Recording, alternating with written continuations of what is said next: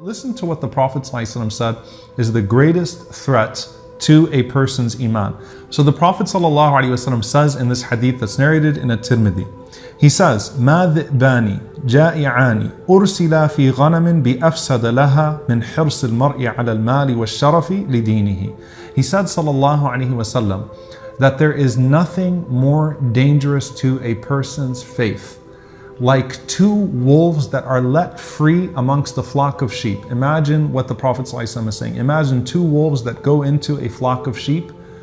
He said, sallallahu alaihi wasallam, the two most dangerous things, those two wolves to your faith being the sheep, are the love of wealth and the love of fame that a person has. The love of wealth and the love of fame are the two most dangerous threats to your iman, to your faith. So it's not a major sin, it's not some horribly haram thing, it's wealth and fame, the love for wealth and the love for fame. Now, is wealth a bad thing? No, the Prophet ﷺ taught us to have the upper hand instead of the lower hand. Allah subhanahu wa ta'ala teaches us to say, رَبَّنَا آتِنَا فِي الدُّنْيَا حَسَنَةً وَفِي الْآخِرَةِ حَسَنَةً, to give us the best of this world and the best of the next. But if a person has an uncontrollable desire for this world, for materialism, and they constantly pursue more and more and more wealth, then they're going to find themselves in a situation where they will resort to unethical things, where they will start to place expectations in that wealth, and that will distance themselves from Allah subhanahu wa ta'ala. And sometimes having a lot of money changes a person's personality. Wealth can actually change a person's behavior. So they'll start to resort to some of the things that we've spoken about in the past, these major sins that we've spoken about in previous episodes. And then the desire for fame.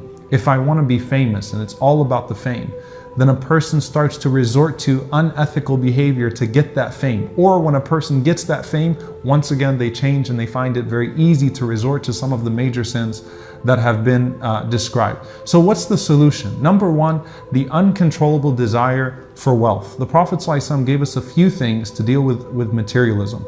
First, he taught us, sallallahu alaihi wasallam, charity. It sounds simple enough, but if you dictate on yourself to give a certain amount of charity every time you earn, then it's going to be routine and it'll be already baked into anything that you're going to receive. Number two, the Prophet ﷺ taught us not to be extravagant. So the difference between needing something and wanting something, to check your extravagance. Number three, as we learn in the month of Ramadan in fasting, the importance of sometimes breaking off from something that is available to you of this dunya as a means of gaining a greater appreciation for it. So Umar radiallahu anhu said, if you have a comfortable bed, don't always sleep on it. Take a night off and sleep on the floor. The next day you're going to appreciate the comfort of that bed. When you fast, you appreciate the blessing of that food. So a person becomes content with what they have. Number four, the Prophet ﷺ taught us to constantly be grateful for what is given to us. As for the love for fame, the Messenger ﷺ taught us that we need to make sure that we never pursue something for the sight of the people. And he taught us that riya, showing off, particularly doing something to be seen by the people, is a hidden shirk.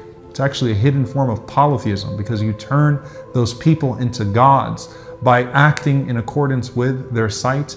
And essentially what we learn from our scholars of tazkiyah, our scholars of spirituality, Ibn al-Qayyim rahimahullah says, a person has to make the sight of Allah more beloved to them than the sight of the people. So secret good deeds, essentially try to get famous in the sight of Allah subhanahu wa ta'ala and with the angels that He boasts to, and forget about being famous with the people. So again, the two wolves that are let out on sheep that would destroy a person's iman are an unchecked love of wealth and fame. May Allah subhanahu wa ta'ala protect us from both, and may Allah subhanahu wa ta'ala grant us the wealth and the fame of the hereafter in the presence of His angels and our Messenger sallallahu alaihi wasallam. Allahumma ameen. See you all next time inshaAllah. Assalamu alaikum wa rahmatullahi wa barakatuh.